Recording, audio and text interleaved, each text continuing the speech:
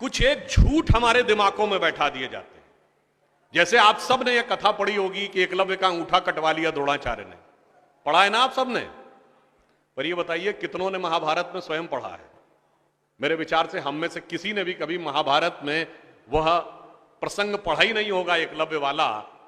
और अगर हम यह भी विनम्रता से पूछे कि महाभारत के कौन से चैप्टर में है, तो भी शायद हम में से किसी को ध्यान नहीं होगा कि महाभारत के वन पर्व में एकलव्य का उल्लेख है। मगर देखिए मार्क्स और मैकाले का प्रभाव कि हमारे दिमागों में ऐसा भरा हुआ है कि हम ग्लानि से आबद्ध हैं बगैर पढ़े हुए।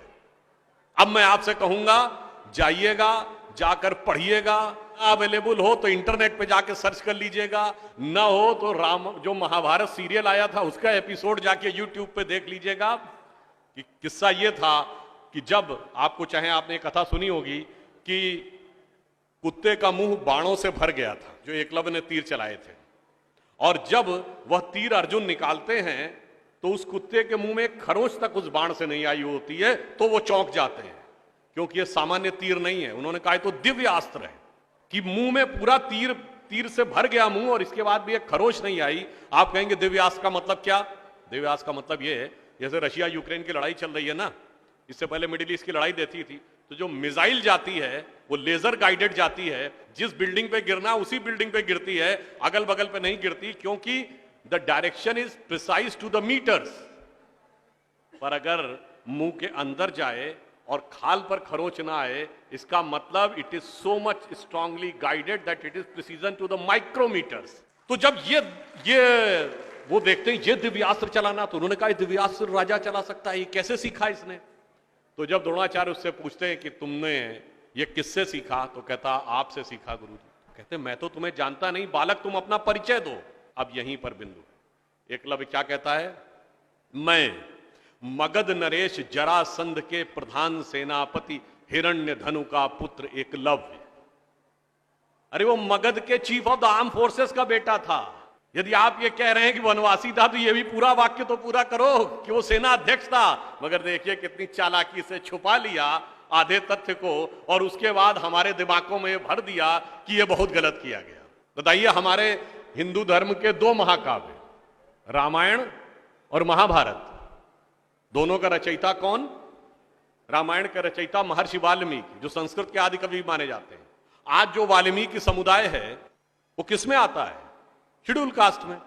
महाभारत के रचयिता और वेदांत और मीमांसा के रचयिता महर्षि वेदव्यास, जिनकी मां मछुआरिन थी, वह समुदाय किसमें आता है? कुछ राज्यों में, दिल्ली में शेड्यूल कास्ट में, यूपी में अति पिछड़े में। तो मेरे भाई, संत रैदास, नामदेव, कबीर, दादू, ये सब पूज्य संत हुए, फिर भी हमारे दिमागों में ये भरा जाता है। और कौन भरता है? वो लोग भरते हैं जो अपने यहां समाज के गरीब वर्गों की खरीद फरोख्त करते थे। और आपको यह भी बात बता दूं, जब हम कभी अपने यहां कहते हैं फॉरेन ट्रेवलर्स ने दिखाओ क्या लिखा है, तो मैं ये बात आपसे कहता हूं, इसको भी जाके चेक कर लीजिएगा। किसी फॉरेन ट्रेवलर का सबसे ऑथेंटिक जो रेफरेंस माना जाता है, वो चंद्रगुप्त मौर्य के समय में मेगस्थनीज आया था ग्रीस से, जिसने अपनी किताब लिखी है इंडिका, आज से 2300 साल पहले। वो इंडिका किताब आज उपलब्ध नहीं है, मगर उसके उद्धरण तमाम जगहों पे हैं, तो प्रूवन है किताब थी। उसने भारतीय समाज में व्यवस्था का वर्णन करते हुए लिखा है कि यहां पर 7 जातियां हैं, मगर महत्वपूर्ण बात यह है यहां इतनी समरसता, इतना सामंजस्य है कि यूनान के समाज के समान यहां कोई समाज का ऐसा वर्ग नहीं है जिसके साथ शोषण या भेदभाव किया जाता हो। ये एक विदेशी लिख रहा है।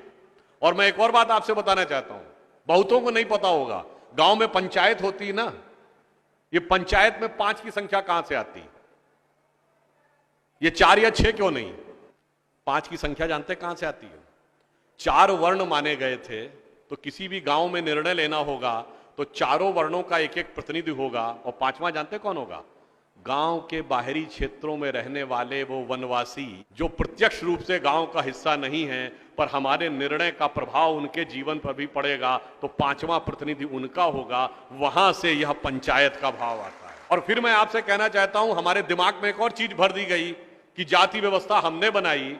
आपको पता है कास्ट शब्द कहां से आया? ये कास्ट अंग्रेजी का शब्द नहीं है, ये पुर्तगीज भाषा का शब्द है।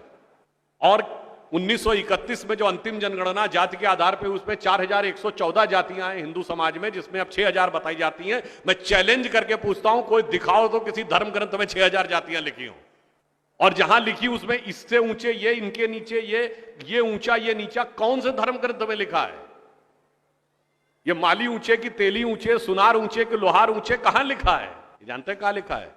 एक British census commissioner Herbert Risley द्वारा किए गए सेंसस में हिंदू समाज को जातियों में विभाजित करके ऊपर से नीचे तक लिखा गया, और फिर वो हमारे ऊपर अध्यारोपित कर दिया गया है। हमारे दिमागों में कैसी कैसी बातें भरी जाती हैं। एक थोड़ा लिबर्टी लेते हुए यह भी कहना चाहूंगा, महिलाओं को पढ़ने का अधिकार नहीं दिया जाता था। अब ये बताइए, हमारे यहां दिल्ली में लोगों को ध्यान नहीं होता है, आप लोगों ने मैत्री कॉलेज और गार्गी कॉलेज है ना, ये मैत्री और गार्गी कौन थी? ये वैदिक काल की 20-22 विदुषी स्त्रियों में से एक हैं। गार्गी ने ऋषि याज्ञवल्क्य के साथ शास्त्रार्थ किया। फिर मैं चैलेंज करके कहता हूं, दुनिया में कोई दूसरा धर्म संस्कृति बताइए जहां धर्म पे टिप्पणी करने का अधिकार किसी महिला को हो और किसी धर्म के ज्ञाता के साथ शास्त्रार्थ करने का अधिकार। फिर हमको समझाया जाता है कि हमारे यहां बराबरी नहीं थी। अरे आप सबको याद हो, सबसे प्रख्यात शास्त्रार्थ कौन सा है? आचार्य मंडन मिश्र और आदि शंकराचार्य के बीच में, दोनों के बीच में जो शास्त्रार्थ हुआ उसका जज कौन था? आचार्य मंडन मिश्र की पत्नी उभय भारती। फिर मैं चैलेंज करके पूछता हूं, पहले दुनिया कोई धर्म बताइए जहां टिप्पणी करने का अधिकार स्त्रियों को हो और जज बनने का अधिकार हो डिस्कशन में। उसके बाद हमसे कहते हैं कि साहब बराबरी नहीं थी। इसलिए मैं कहना चाहता हूं कि हमारे यहां तो समाज में जिस प्रकार से एकाकार करके सबको साथ में लिया जाता था, बराबरी का तो आलम यह था, बराबरी नहीं थी, यह सच है। हमारे यहां बराबरी नहीं थी, हमारे यहां मातृशक्ति को पहले रखा जाता था। इसीलिए हम क्या बोलते हैं?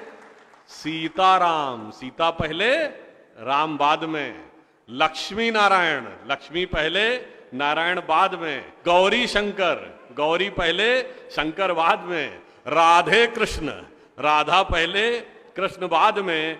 माता पिता, माता पहले पिता बाद में। और इसीलिए हमारे जितने भी प्रतीक हैं, भारत भी माता है, धरती भी माता है, प्रकृति भी माता है, गीता भी माता है, गंगा भी माता है, गाय भी माता है, गायत्री भी माता है। और ये केवल कोई आध्यात्मिक धार्मिक बात नहीं है। वर्ल्ड की डॉक्यूमेंटेड हिस्ट्री में अगर पहली बार कोई वुमेन रूलर रही है तो गुप्त वंश के समय में 4वीं शताब्दी में प्रभावती गुप्त ने शासन किया है। उसके बाद अहिल्याबाई होलकर, रानी दुर्गावती, रानी झांसी, वो सब तो आपने बहुत सुना होगा। अब वो लोग आके हमको समझाते हैं कि बराबरी नहीं